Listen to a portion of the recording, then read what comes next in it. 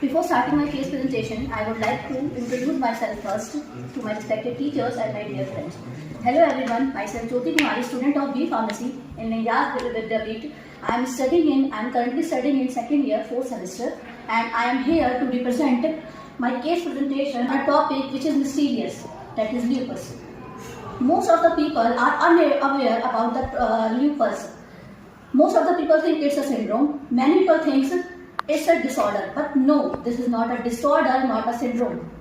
So today I am here to talk about a mysterious, unpredictable and devastating disease which is called a lupus that affects millions of people worldwide and make the people mentally and physically unstable. So let's start about the topic, that is SLE. SLE stands for the systematic lupus erythematosus, also commonly called as lupus. हम इसे commonly lupus भी कह सकते हैं. So here is my introduction which I told you. So before starting my presentation, I would like to tell you about what is SLE. So I would like to tell you first that I used the SOAP method, which is used by many countries to diagnose any disease. It gives us a wide range of clarity to diagnose any disease. SOP stands for subjective, objective, assessment and plan. In order to diagnose any disease, we need to first identify the symptoms. So that's why Dr. Lawrence introduced a method that is called an SOAP method to diagnose any disease in a clear way. He gave the method around 1960 to diagnose any disease. I took a subject that is SLE. SLE stands for systematic lupus erythematosus, also known as lupus. It is a chronic autoimmune disease. We are living 21st century, but still there is no cure for the lupus patients. Their life are very struggling. They struggle each and every second to live their life. We can't imagine how tough for them to live a normal life for just like the normal people. They live with the pain, joint pain, inflammations, fatigue each and every second. That's why I choose this topic because most of the people are unaware about this. बहुत सारे लोगों को इसके बारे में पता ही नहीं है कि कुछ ऐसी डिजीजेस भी हैं जिनको काफी इग्नोर किया जाता है और इन पे रिसर्च नहीं होती ज्यादातर. Only the country USA had taken the step. They also set up an organization for the lupus patient to cure their patient in their country in free. But in India, in lupus, mainly immunosuppressants are given. So immunosuppressants, one tablet costs 800. For example, MF are mainly given in the case of lupus. MF stands for the myclophenolate mofetil. It's an immunosuppressant tablet. This tablet costs 800 per tablet and they have to take 4 tablets a day of 5 mg. Only 800 rupees spent in 2 days for the lupus patient. What about the people who are poor? And this disease spreads day by day.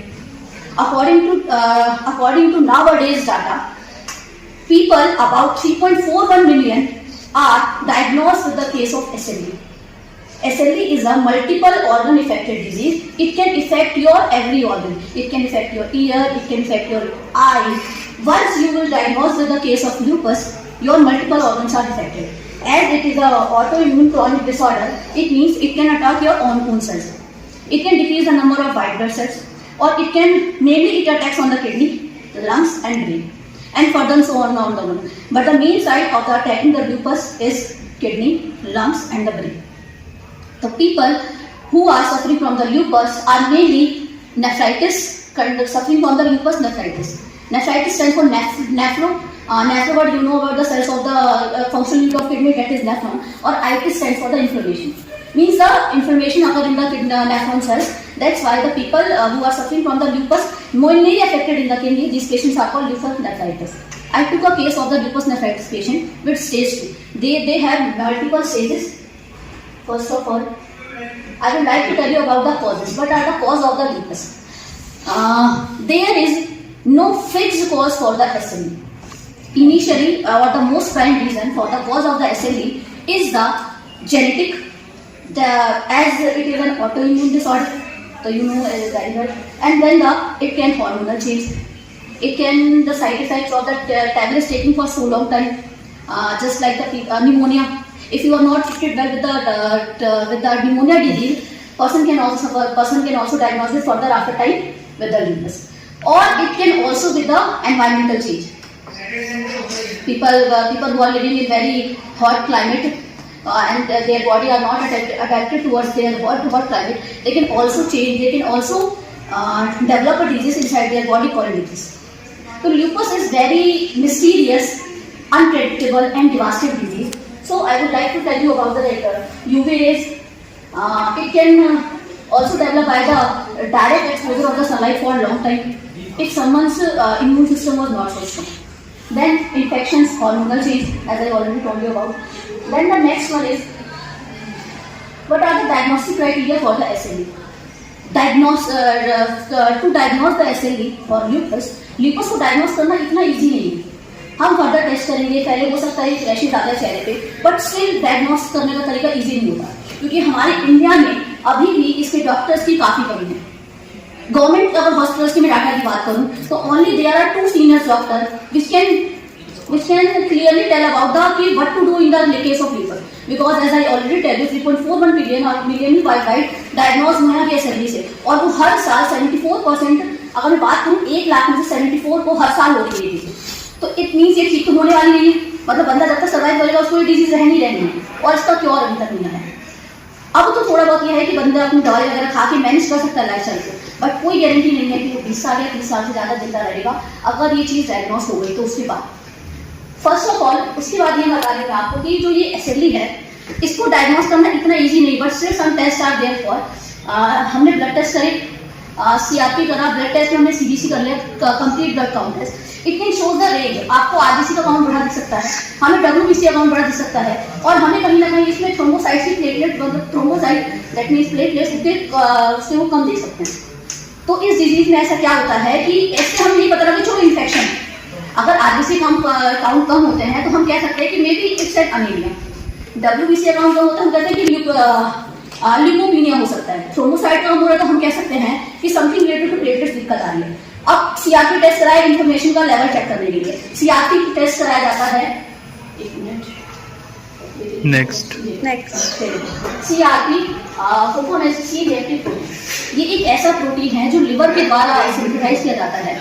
अगर हमारे body के अंदर infection ज्यादा होगा तो ये protein automatically हमारी body के अंदर ज्यादा सीक्रेट करने लगेगा. और हमने करा CRP टेस्ट, हमें पता करना है कि वो मतलब बंदे को क्या डिजीज है क्या नहीं है. तो CRP लेवल हाई है तो हम उससे सिर्फ ये अंदाजा लगा पाएंगे अभी कि इन्फेक्शन है, इन्फ्लेमेशन है, but we still can't diagnose the actual reason of the symptoms which are shown by the patient, जो पेशेंट हमें शो कर रहा है. देन हम कर सकते हैं कि FT ये स्टिल हमें ये बताएगा कि किडनी में इन्फेक्शन हो सकता है, लंग्स में कोई ना कोई. Kidney stand for kidney function test and L stand for liver function test. What is the means and full form ANA test?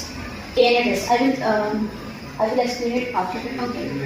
तो KFT टेस्ट हमें क्या बताएगा कि ये हमें क्या कर रहा है कि किडनी में कोई इन्फॉर्मेशन है, कोई इन्फेक्शन है. As I told you earlier कि ये क्या करता है, डिजीज मेनली किडनी को इफेक्ट करता है, हमारे लिवर को भी कर सकता है और कहीं ना कहीं लंग्स को भी कर सकता है. तो लंग्स को डायग्नोस करने के लिए हम वो वाले टेस्ट करेंगे, एक्सरे वगैरह सारी चीजें करेंगे. अब ये टेस्ट है जो कि काफी इंपॉर्टेंट होता है SLE के डायग्नोस के लिए. ANA detect the presence of ANA हमारे बॉडी के अंदर एक पर्टिकुलर एंटीबॉडीज होती हैं, जो हमारे बॉडी के अंदर वो एंटीबॉडीज तभी हाई हो जाती हैं जब उस पर्सन के अंदर एक्चुअली ल्यूपस के सिम्टम्स हो रहे होते हैं. ये एक ऐसी एंटीबॉडी है जब हमारे बॉडी के अंदर WBC काउंट एकदम से कम होगा तो ये ANA की सिक्रीशन हमारे लिवर और कुछ कॉर्टिकोस्टेरॉइड्स जो ऑर्गन होते हैं जो सिक्रीशन करते हैं, जैसे एड्रेनल ग्लैंड, किडनी के ऊपर जो ट्रायंगुलर शेप के जो ऑर्गन्स पाए जाते हैं that is called adrenal gland, और वो भी कहीं ना कहीं कॉर्टिकोस्टेरॉइड्स को सिक्रीट करता है. एंड कॉर्टिकोस्टेरॉइड जो हार्मोन होता है उसके अंदर ANA एंटीबॉडीज प्रेजेंट होती है. तो ये किस उसके लिए करते हैं ताकि हमें ये पता लग जाए कि अगर इस चीज का क्योंकि देखो अगर हमें इससे नहीं पता लग पा रहा कि एक्चुअल कॉज क्या है, क्योंकि अनीमिया पूरी तरह इंडिकेशन नहीं देता, अनीमिया का भी नहीं, ल्यूकोपीनिया भी नहीं होता, तो फिर हम ANA टेस्ट कराते हैं पेशेंट का पता लगाने के लिए. But ANA test are still not the confirmatory test for the diagnosis of SLE. Then we will go on the further test that is x ray.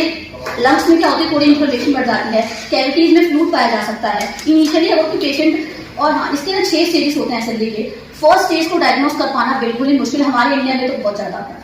Second stage में ज्यादा नहीं पता लगता है कि हाँ पेशेंट को SLE, एंड लास्ट इसकी सिर्फ 6 स्टेजेस होती है. जिसमें ऑर्गन डैमेज ये सारी चीजें देखने को मिल सकती हैं।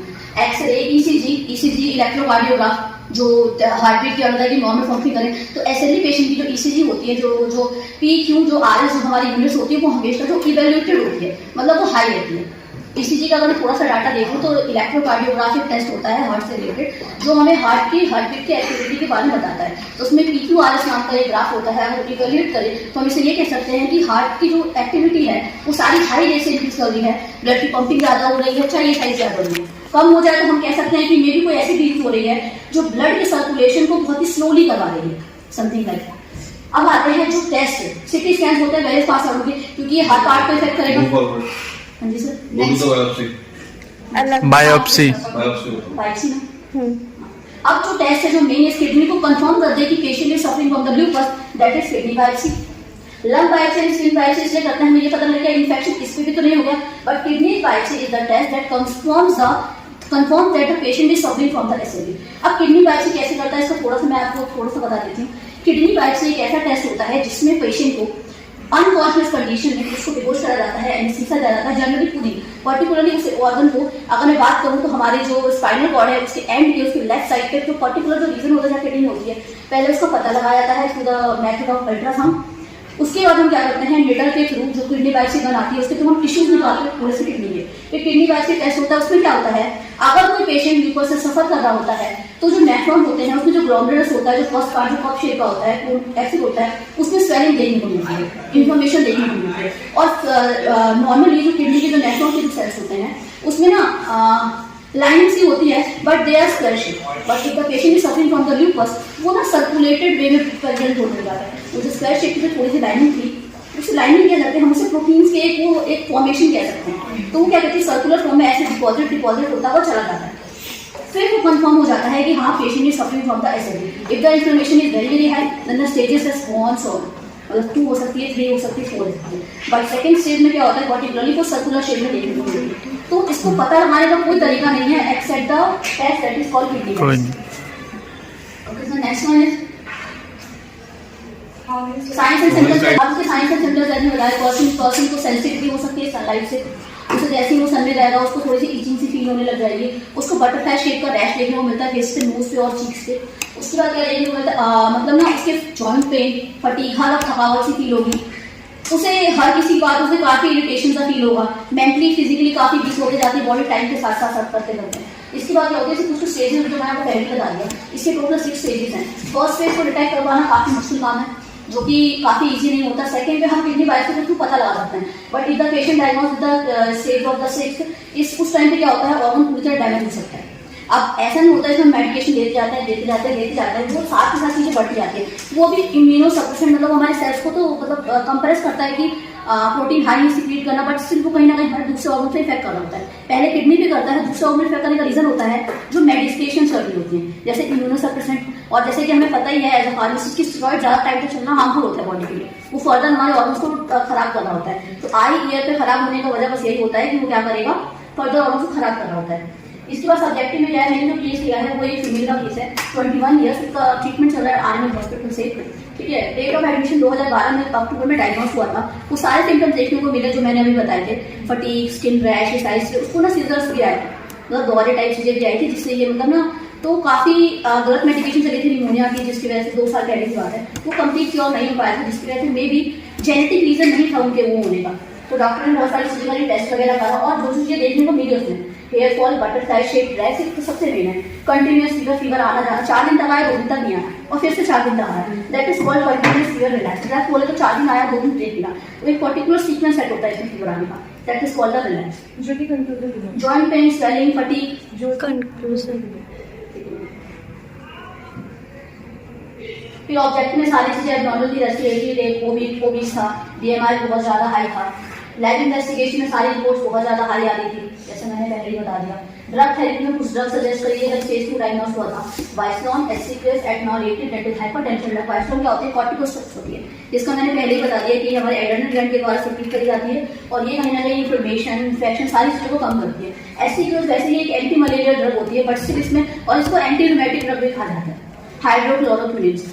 ये एंटी मलेरियल भी है और एंटी रूमेटिक भी है। ये क्या करती है, किसी भी कंडीशन में फेलर्स को, जैसे रैश है उसको थोड़ा डाउन करा देगी, रैशेस को ठीक कर देगी, उसके लिए आता है। यहाँ पे मलेरिया से रिलेटेड कोई वो नहीं है कि मलेरिया के लिए हम एंटी रूमेटिक दे रहे हैं, क्योंकि जॉइंट पेन होता है तो जॉइंट पेन को भी ये कम कर देती है काफी है।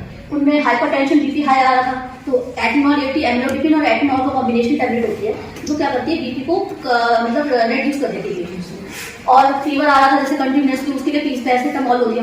ऐसे क्योंकि जब भी मैंने रिक्वायर, जब जरूरत है तब ले लो। उसके बाद क्या है, फोटो सेवा समथिंग, क्योंकि हाई से बहुत ज्यादा सेंसिटिव होता है। So thank you, and at last I would like to cheer out for all the lupus warriors who fought out there. Thank you, you got this, and thank you.